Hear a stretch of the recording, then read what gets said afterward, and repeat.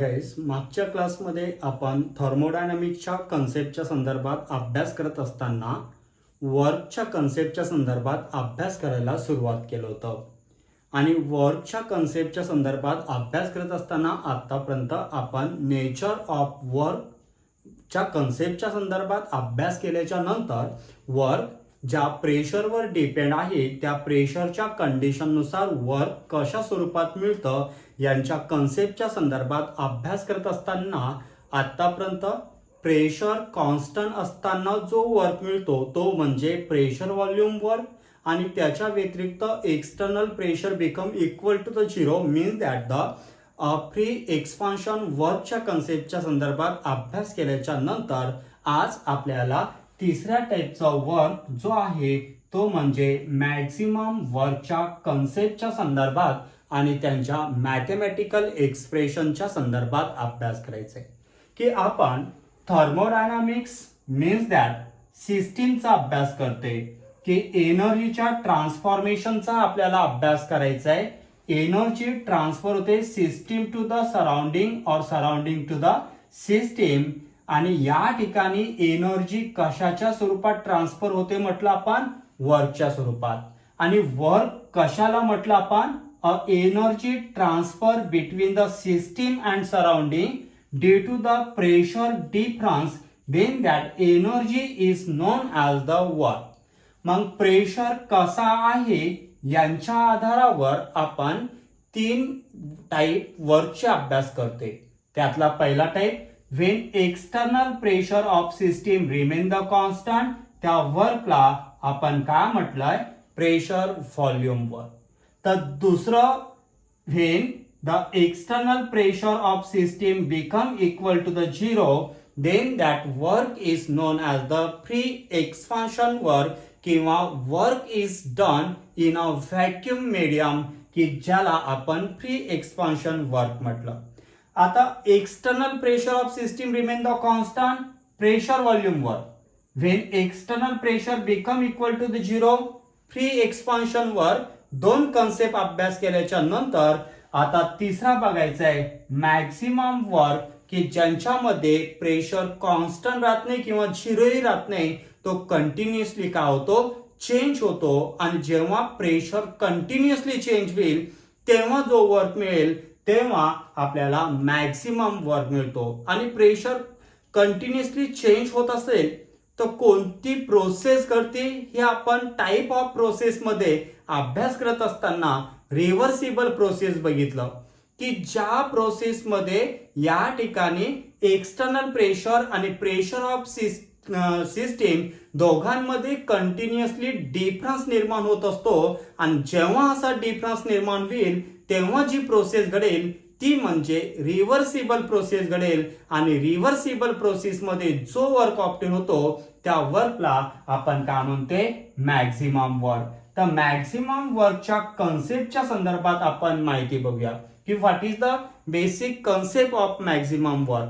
तर maximum work म्हणजेच काय, अ work is obtain during the isothermal reversible process, then that work is known as the maximum work. म्हणजे असं एक work की ज्या ठिकाणी आयसोथर्मल रिव्हर्सिबल प्रोसेस मध्ये घडून येते. Isothermal and reversible. आता टाईप ऑफ प्रोसेस मध्ये आपण आयसोथर्मल बघितलं. What is the isothermal process, a process in which the temperature of system remain the constant, then that process is known as the isothermal process. And reversible process म्हणजेच काय, the a process in which opposite force is smaller than the driving force. In a such a case, increase in a opposite force, then the process will be the reverse. Then that process is known as the reversible process. आणि जर system मध्ये isothermal आणि reversible process घडत असेल तेव्हा जो work obtain होतो तो वर्क असतो मॅक्झिमम वर्क. फॉर एक्झाम्पल या ठिकाणी बघा की आपण एक सिलेंडर घेऊया, त्या सिलेंडर मध्ये गॅसला फिलअप करूया आणि त्याला इनक्लोज करूया वेटलेस फ्रिक्शनलेस मुव्हेबल पिस्टनच्या आधारे. आता या ठिकाणी बघा सिलेंडर आहे, त्याच्यामध्ये गॅस फिलअप केलेला आहे, गॅसेसचे मॉलिक्यूल या सिलेंडर मध्ये आहे आणि त्याला इन्क्लोज केलं वेटलेस फ्रिक्शनलेस मुव्हेबल पिस्टनच्या आधारे. पिस्टन्स या लेवलला आहे कारण की या ठिकाणी पिस्टनच्या खालच्या दिशेला गॅसेसचे मॉलिक्युल्स आहे, त्यांचा जो प्रेशर टेक प्लेस होईल त्या प्रेशरला आपण म्हणूया पी. त्याच्या ऑपोजिट डायरेक्शनला ऍटमॉस्फिअर आहे आणि त्याचा जो प्रेशर टेक प्लेस होईल त्याला म्हणूया आपण external pressure, that is the atmospheric pressure. आता pressure of gas external pressure समान असतील म्हणजे इक्विलिब्रियम स्टेट. एक्सटर्नल प्रेशर ज्याला आपण याच्यापूर्वी अभ्यास करत असताना म्हटलं होतं ऑपोजिट फोर्स, आणि प्रेशर ऑफ गॅस जो आहे त्याला दुसरा शब्द काय म्हटलं होतं आपण, ड्रायव्हिंग फोर्स. ऑपोजिट फोर्स आणि ड्रायव्हिंग फोर्स समान असेल तर पिस्टन्स त्याच ठिकाणी राहील, पण दोघांमध्ये डिफरन्स निर्माण झाला म्हणजे या ठिकाणी बघा पहिलं वर्क अभ्यास करत असताना म्हटलं external pressure of system remain the constant, आणि गॅसचा प्रेशर वाढला पिस्टन्स त्याच ठिकाणी राहणार नाही, तो काय होईल वरच्या दिशेला जाईल. म्हणजे इनिशियल स्टेटला या ठिकाणी होता तो वर गेला आणि वर गेल्याच्या नंतर त्याच ठिकाणी थांबला कारण की external pressure of system remain the constant म्हटलं तो वर जाऊन थांबला म्हणजे एका दिशेला घडून येणारी प्रोसेस आहे, तो पिस्टन परत खाली येत नाही, तेव्हा त्या प्रोसेसला आपण काय म्हणतोय इरिव्हर्सिबल प्रोसेस. तर रिव्हर्सिबल प्रोसेस मध्ये काय होतं, गॅसचा प्रेशर वाढला तर पिस्टन्स वर जाईल. आता वर गेल्याच्या नंतर गॅसेसचा प्रेशर कमी होऊन एक्सटर्नल प्रेशर जर वाढला तर पिस्टन्स परत काय होईल खाली येईल, म्हणजेच प्रोसेस काय होईल रिव्हर्स येतील, आणि तेव्हा जी प्रोसेस घडेल तेव्हा त्या प्रोसेसला आपण काय म्हणतोय रिव्हर्सिबल प्रोसेस. की या ठिकाणी बघा ड्रायव्हिंग फोर्स आणि opposite force, it is the process in which the opposite force is smaller than the driving force. Pistons का होईल मग वर जाईल. In a such a case increase in opposite force की एक्सटर्नल प्रेशर इन्क्रीज झाला तर pistons काय होतो खालच्या दिशेला येतो म्हणजे रिव्हर्स येतो, आणि जेव्हा असं घडेल तेव्हा जी प्रोसेस घडेल तेव्हा त्या प्रोसेसला आपण काय म्हणतोय रिव्हर्सिबल प्रोसेस. आणि हे सगळी प्रोसेस घडत असताना या सिस्टीमचा टेम्परेचर कसा आहे कॉन्स्टंट म्हणजेच आयसोथर्मल, आणि प्रोसेस का वाढली रिव्हर्स, म्हणजे आयसोथर्मल आणि रिव्हर्सिबल प्रोसेस घडत असताना आपल्याला काय मिळतो वर्क मिळतो, आणि तो वर्क आपल्याला मिनिमम नाही तर कसा मिळतो मॅक्झिमम. मॅक्झिमम कसा मिळतो या ठिकाणी बघा की आताच आपण प्रेशर व्हॉल्यूम वर्क अभ्यास करत असताना काय बघितलं की पिस्टन्स इथं होता वर गेला, एक स्टेप घडली, एक स्टेप घडल्याच्या नंतर आपल्याला काय मिळतो वर्क मिळतो. प्रेशर कॉन्स्टंट असताना वर्क किती मिळाला होता तर work is equal to the minus external pressure into change in of volume, आणि या इक्वेशन नंबर फर्स्ट ला आपण म्हटलं होतं pressure volume work when external pressure of system remain the constant. पण या ठिकाणी external pressure of system does not remain the constant की आपण मॅक्झिमम वर्क अभ्यास करतोय, रिव्हर्सिबल प्रोसेस अभ्यास करतोय. हे जे वर्क मिळालं प्रेशर व्हॉल्यूम जे वर्क मिळालं हे इरिव्हर्सिबल प्रोसेस साठी मिळालेलं आहे. आता मात्र इरिव्हर्सिबल नाही तर कोणती प्रोसेस व्हायला लागली रिव्हर्सिबल प्रोसेस व्हायला लागली, आणि रिव्हर्सिबल प्रोसेस मध्ये एक्सटर्नल प्रेशर कॉन्स्टंट राहत नाही, या एक्सटर्नल प्रेशर आणि गॅसचा प्रेशर यांच्यामध्ये कंटिन्युअसली डिफरन्स निर्माण व्हायला लागला, आणि हे कंटिन्युअसली डिफरन्स निर्माण झाल्यामुळं या ठिकाणी सिंगल स्टेप फॉलो होत नाही तर इन्फायनाइट नंबर ऑफ स्टेप काय होतात फॉलो होतात, आणि प्रत्येक स्टेप मध्ये आपल्याला काय मिळतो वर्क मिळतो. म्हणजे पिस्टन्स वर गेलं म्हणजे पिस्टनचं डिस्प्लेसमेंट झालं म्हणजेच काय मिळालं आपल्याला वर्क मिळालं. आता पिस्टन्स वर गेला वर्क मिळालं, पिस्टन्स खाली आलं परत काय मिळालं वर्क मिळालं. आता दोनच स्टेप झाल्या, परत पिस्टन्स वर जाईल तिसरं वर्क मिळालं, परत पिस्टन्स खाली येईल चौथं वर्क मिळालं, आणि कंटिन्युअसली या ठिकाणी इन्फायनाइट नंबर ऑफ स्टेप झाल्याच्या नंतर जे वर्क मिळेल तर त्या सगळ्या स्टेपच्या वर्कला एकत्रित केल्याच्या नंतर त्या वर्कची किंमत कमीत कमी राहणार नाही, तर ती व्हॅल्यू कशी राहील, जास्तीत जास्त राहील, म्हणजेच मॅक्सिमम राहील. आणि म्हणून त्या वर्कला आपण काय म्हणतोय, मॅक्सिमम वर्क. की a work is obtain during the isothermal, आणि प्रोसेस कोणती आहे, reversible. A work is obtain during the isothermal means that temperature of system remain the constant, आणि प्रोसेस कोणती, reversible.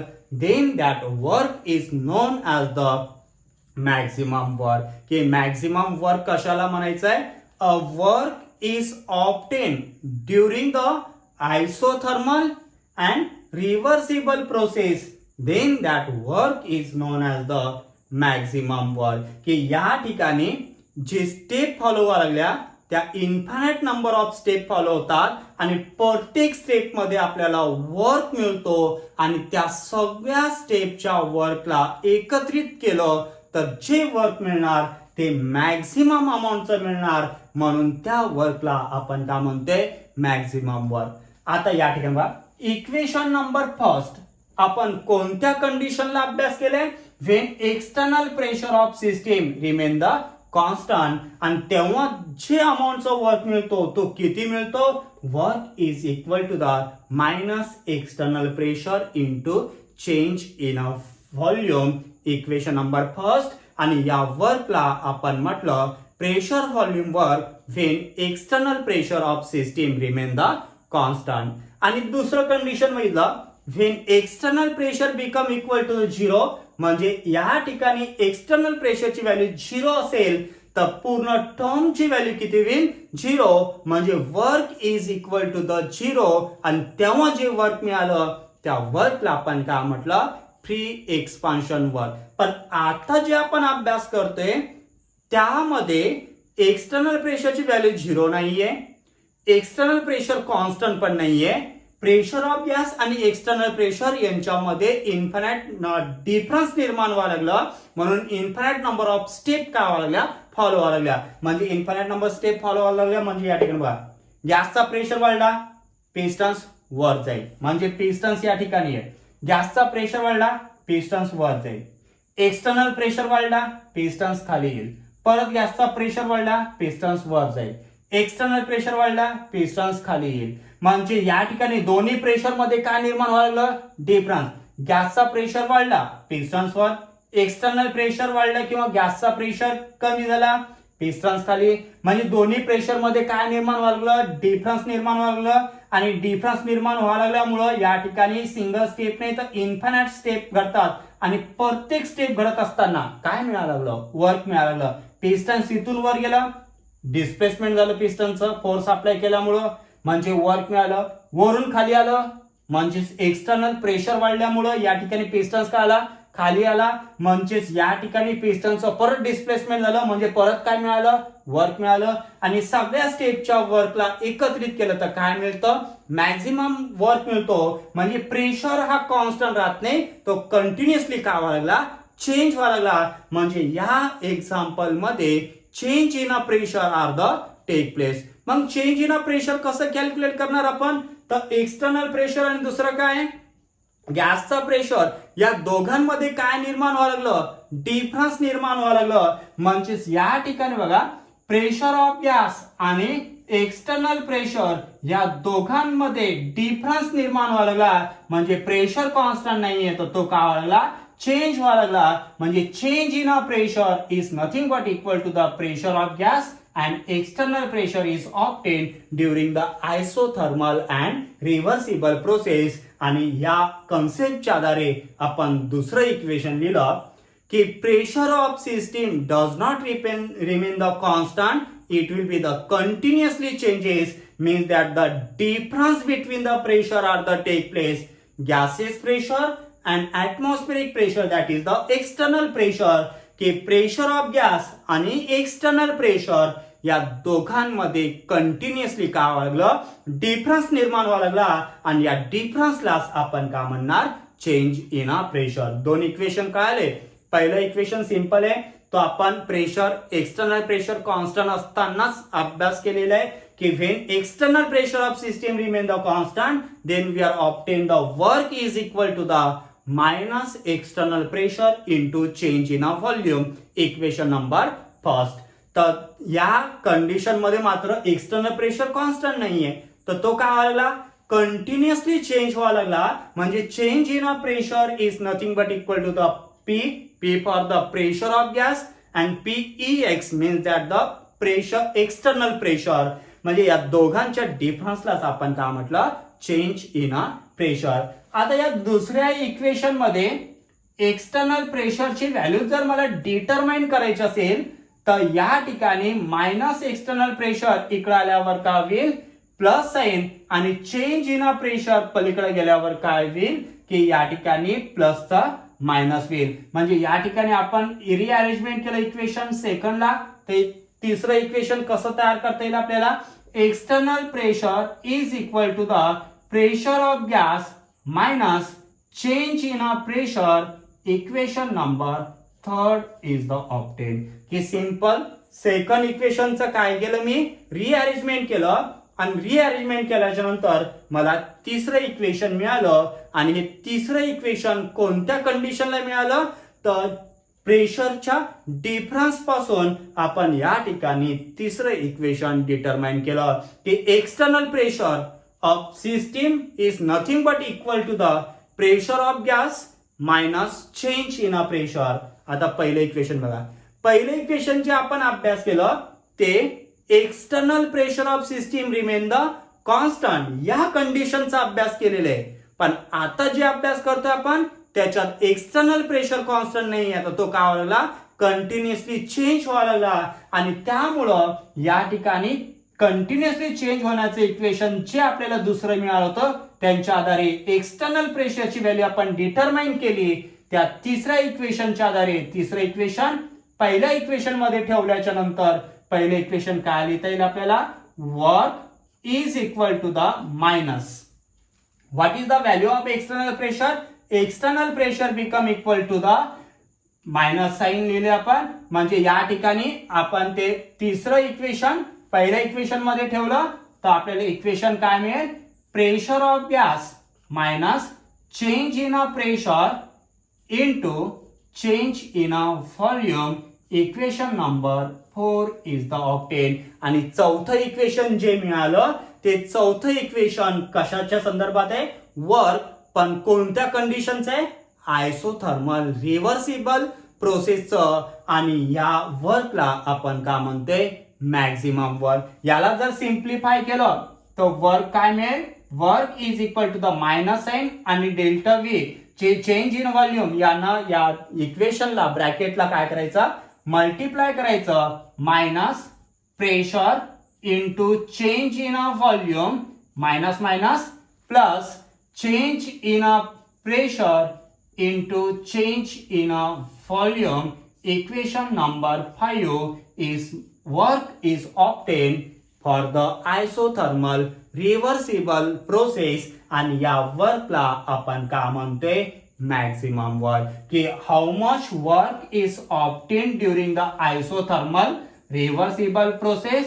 The work is equal to the minus pressure of gas P for the pressure of gas into change in a volume plus change in a pressure into change in a volume. आणि या इक्वेशनच्या मदतीने आपल्याला maximum work मिळेल. आणि या ठिकाणी isothermal reversible प्रोसेसचा work होतो ऑब्टेन होतो. आणि या वर्कलाच आपण काय म्हणतोय मॅक्झिमम वर्क. आणि याला आपण म्हटलंय the basic concept of the maximum work. की आपल्याला मॅक्झिमम वर्क अभ्यास करायचंय त्याचं मॅथमॅटिकल एक्सप्रेशन अभ्यास करण्याच्या पूर्वी आपण त्याच्या कन्सेप्टच्या संदर्भात माहिती बघतोय की what is the maximum work. तर what is the maximum work. A work is obtain during the isothermal and reversible process then that work is known as the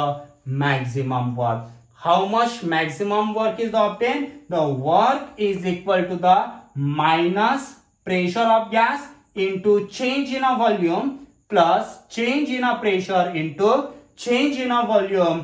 is known as the maximum work. म्हणजे 3 कंडिशनच्या 3 वर्कच्या कन्सेप्टच्या संदर्भात आपण अभ्यास केलाय.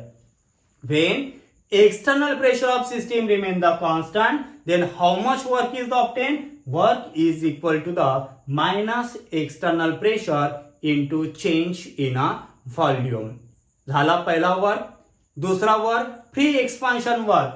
External pressure become equal to the zero, therefore the work is also equal to the zero, then that work is known as the free expansion work. आणि तिसरा work आपण अभ्यास केला की प्रेशर आर कंटिन्युअसली चेंजेस. म्हणजे external pressure आणि गॅसचा pressure या दोघांमध्ये कंटिन्युअसली काय व्हायला लागलं, डिफरन्स निर्माण व्हायला लागलं. आणि हे डिफरन्स निर्माण होत असताना जो वर्क ऑब्टेन होईल तो कोणता आहे, मॅक्सिमम वर्क. आणि how much maximum work is the obtain, the work is equal to the minus pressure of gas into change in a volume plus change in a pressure into change in a volume. आणि एवढ्या अमाऊंटचं काय मिळतं आपल्याला, maximum work obtain होतो. आणि या basic कन्सेप्टच्या आधारे आता आपल्याला मॅक्झिमम वर्कच्या मॅथमॅटिकल एक्सप्रेशनच्या कन्सेप्टच्या संदर्भात अभ्यास करायचा आहे. की हे बेसिक कन्सेप्ट आहे की मॅक्झिमम वर्क कशाला म्हणतो, हे कसं ऑब्टेन होतं, याच्या बेसिक कन्सेप्टच्या संदर्भात आपण माहिती बघितलं. आणि या कन्सेप्टच्या आधारे आपल्याला या ठिकाणी मॅक्सिमम वर्क कसा डिटरमाइन करायचं याच्या मॅथमॅटिकल एक्सप्रेशनच्या संदर्भात माहिती बघायची.